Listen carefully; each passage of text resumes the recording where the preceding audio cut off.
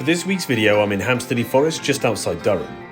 I'm here to check out the Red Trail because I hear that it has some epic descent sections that I can't wait to ride. So before we get down to business, let's check out some of the action.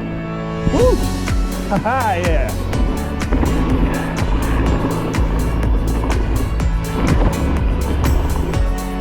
Yeah! Woohoo!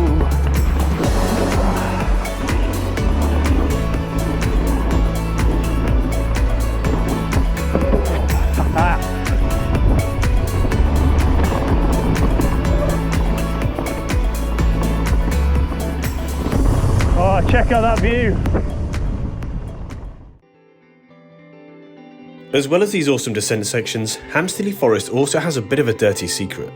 There's an elephant in the room when it comes to the mountain bike trails.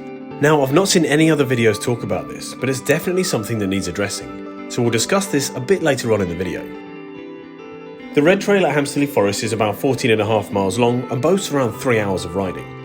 This will depend on your fitness levels, of course. It took me a little over 2 hours to ride the whole thing. In terms of fitness, you will need a good level to ride this trail because there are plenty of uphill climbs to contend with. But we're not here to talk about uphills. Let's look at the descents. The first descent section that we're going to be checking out is Polte's Last Blast. Okay, here we go. The entrance to this trail certainly looks promising. Oh, drop off. Oh, yeah! This is a really fun bit of the trail. The next few sections actually kind of roll into one, meaning that you get a pretty decent length downhill. Oh, this is good.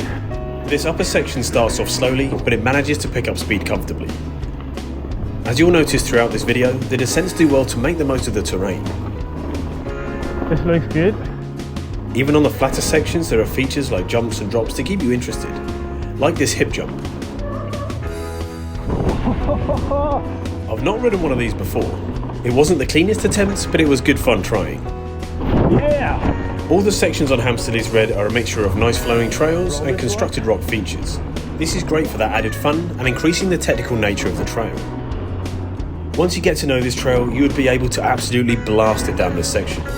There are loads of subtle features and elements throughout this trail that you miss out on when it's your first run down. Whoa, slow down, slow down. Other red trails could certainly learn a lot from looking at the features on this one. You may have noticed that the weather isn't great today. No trail ever looks its best in weather like this, but it's easy to see that the trail would benefit from a bit more maintenance. Now, I'm sure it gets plenty of traffic, which causes a lot of wear and tear. Woo. But all this aside, the trail still flows nicely and was great fun to ride. Well, that first bit of downhill was amazing. I definitely didn't hit or clear a lot of those jumps because when you're riding it for the first time, you have no idea what the other side looks like. But that was great fun. I wish I could do that again. And I hope there's loads more of that to come. This next section has a flat start, but the trail builders have created a couple of interesting rock features to play on. Even in the wet, these were good fun.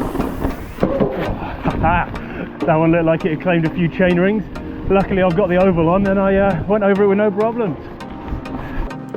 The next section starts with this little rock drop.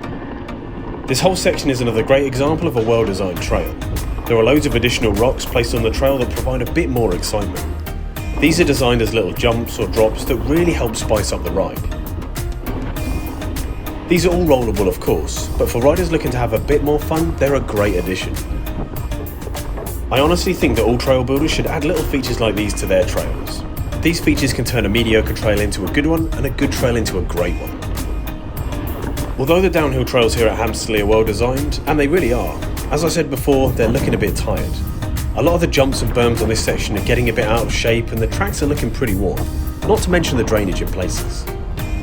These trail conditions are all worth noting depending on what bike you're going to ride, the kit that you're taking and planning your day around the weather. There we go. This next section is a bit faster than the previous ones. There aren't as many playful features, but it's a really flowing piece of trail.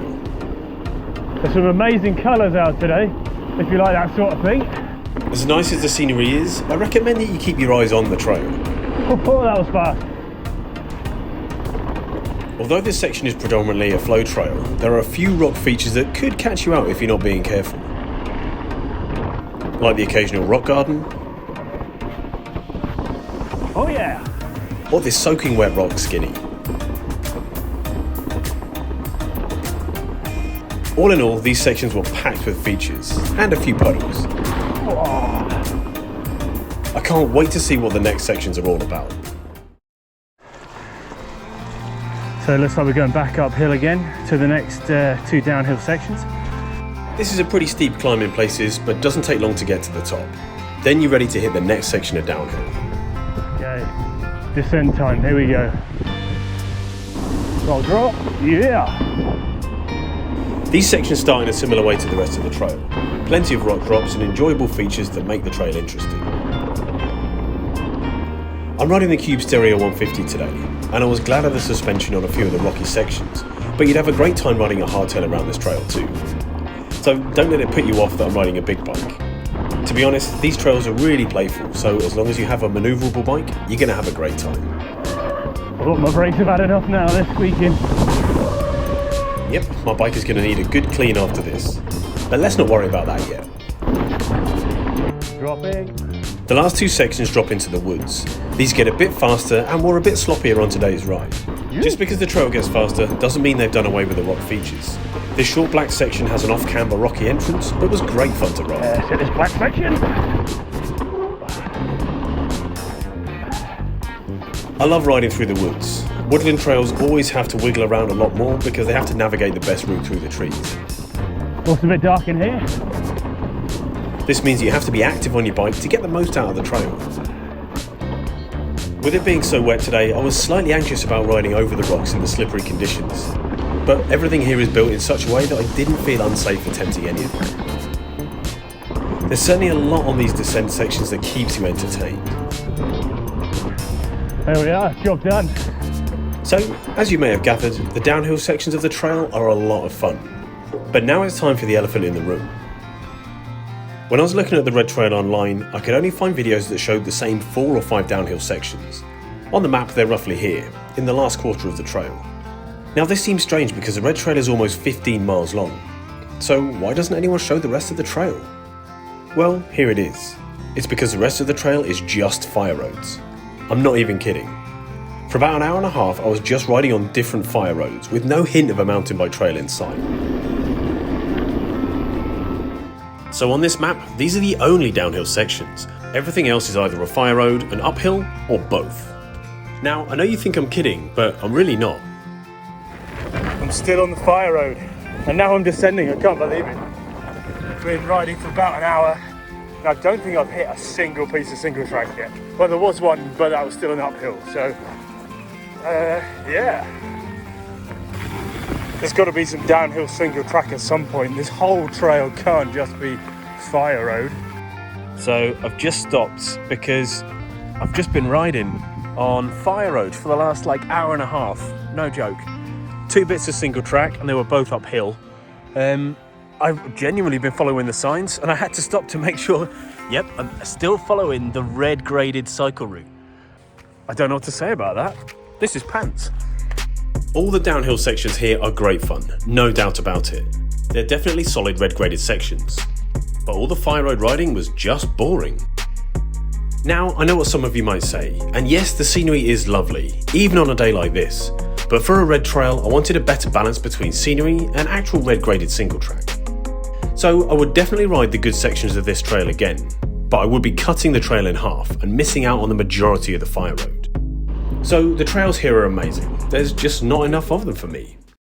Oh, and before I go, if you park anything over an hour, it's going to cost you £6 and the bike wash is broken. Thanks for watching today's video, and I'll see you next time.